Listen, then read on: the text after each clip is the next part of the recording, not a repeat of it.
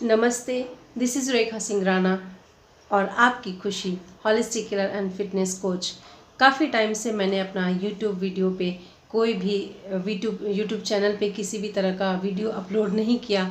करीब 2 हफ्ते हो गए इस बात को, क्योंकि आजकल मैं थोड़ी सी स्ट्रेस में चल रही हूँ।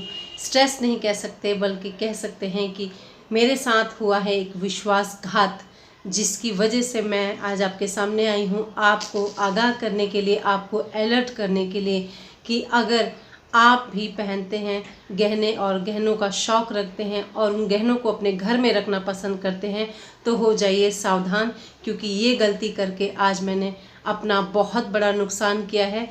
नुकसान की भरपाई तो फिर भी हो जाएगी समय के साथ, लेकिन जो विश्वासघात हुआ है मेरे साथ, उसकी भरपाई शायद कभी नहीं होगी।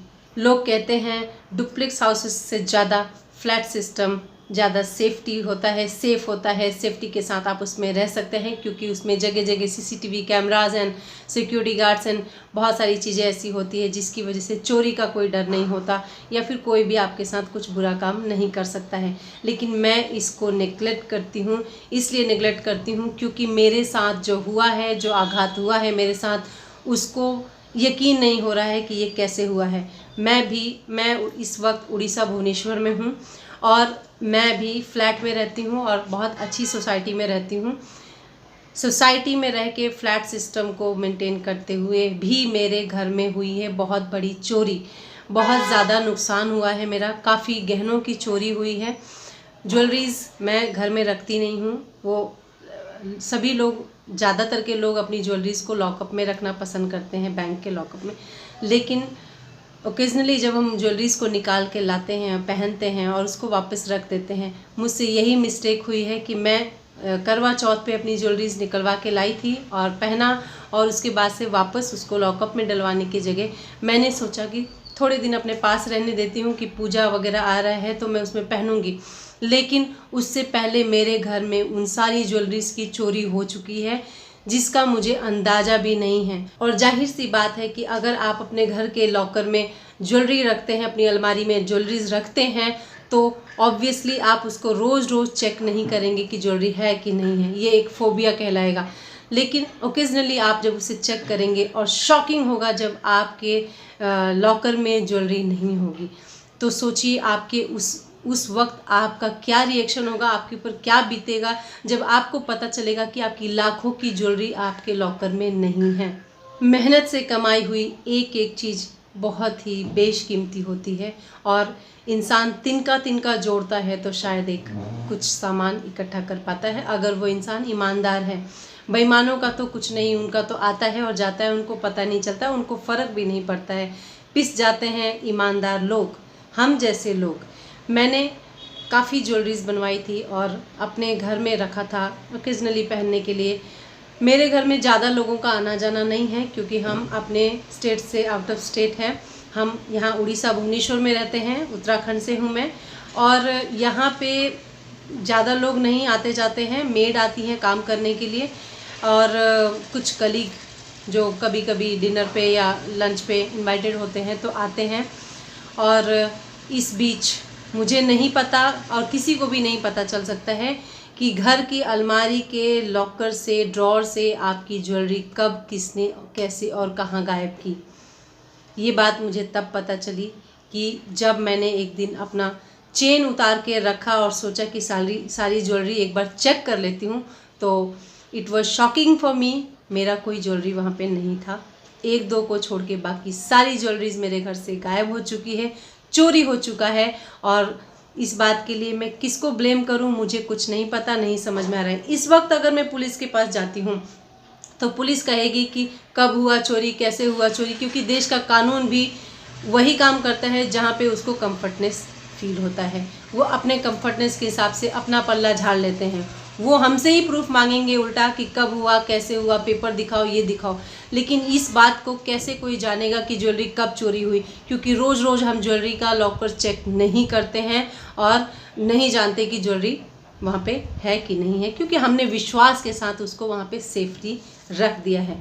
अब हुआ ये है मेरे साथ कि कुछ 3 महीना पहले एक मेड मेरे घर से जा चुकी थी, बिना बताए जा चुकी थी। उसको शादी करनी थी, वो शादी करके चली गई, लेकिन उसने मुझे इन्फॉर्म नहीं किया। उसके बाद मेरे घर में एक और मेड आई जो 10 या 15 दिन के लिए काम करके और दोबारा चली गई, वो भाग गई। उसने बिना बताए मतलब अपना पल्ला झाड़ लिया, वो दोबारा आई नहीं।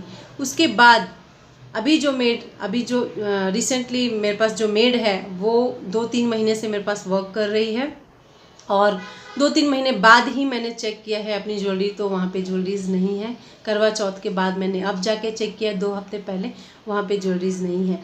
तब से दिमाग में उथल पुथल मचा हुआ है कि मेरी ज्वेलरीज़ कहाँ गई, कौन ले गया, धरती खा गई, आसमान निगल गया। I really don't know what to do. क्या करें ऐसे में? आप लोग मुझे बताइए कि ऐसे में मुझे क्या करना चाहिए कि मेरी ज्वेलरी मुझे वापस मिल जाए। मैं जानती हूँ ज्वेलरी वापस नहीं आने वाला है, जिसने भी चुराया है। मुझे नहीं पता कि किसने लिया है, मेड ने लिया है कि आने जाने वाले कलीग्स ने लिए हैं, किसने लिया है। लेकिन आप लोग हो जाइए सावधान। अगर आप लोगों के घर में ज्वेलरी है और उसे पहनने का शौक़ रखते हैं तो हो जाइए सावधान। मेड हो या रिश्तेदार हो या दोस्त साथी हो, कितने भी अच्छे हो, किसी पे आंख बंद करके विश्वास करना बंद कर दीजिए। इतना होने के बावजूद भी मैंने मेड से पूछा नहीं, और पूछा भी तो वो कसम खाने लग गई, पता नहीं क्या क्या बोलने लग गई। मैंने नहीं किया, वो उसने नहीं किया। उस बीच वो अपने गांव भी गई थी 1 हफ्ते के लिए और वापस आई, तब भी मैंने चेक नहीं किया था कि ज्वेलरी है कि नहीं है। अब चेक किया तो वो अपना हाथ खड़ा कर रही है कि मैंने नहीं लिया है, और मैंने फिर भी उसको अभी तक निकाला नहीं है, और मेरा नॉर्मल बिहेवियर ही है उसके साथ, क्योंकि मुझे खुद ही समझ में नहीं आ रहा है कि मैं उसको क्या बोलूँ, ज्वेलरी उससे कैसे मांगूँ, क्या बोलूँ। कहीं गलती से अगर मेरे वजह से उसका दिल दुख गया, अगर उसने नहीं लिया है तो वो भी कर्ज मुझे लगेगा। मैं कहती हूँ चोरी इस दुनिया का सबसे बड़ा पाप है। अगर किसी की मेहनत की कमाई कोई चुरा के ले जाता है, उससे बड़ा पाप इस दुनिया में कुछ भी नहीं है। मैं कर्मों पे विश्वास करने वाली हूँ और मैं कर्मों पे ही विश्वास करूँगी। जो नुकसान मेरा हुआ है उसकी भरपाई तो फिर भी हो जाएगी समय के साथ, क्योंकि पैसा हाथ का मैल है, आज है कल नहीं है, और धीरे धीरे करके सब कुछ हो ही जाता है।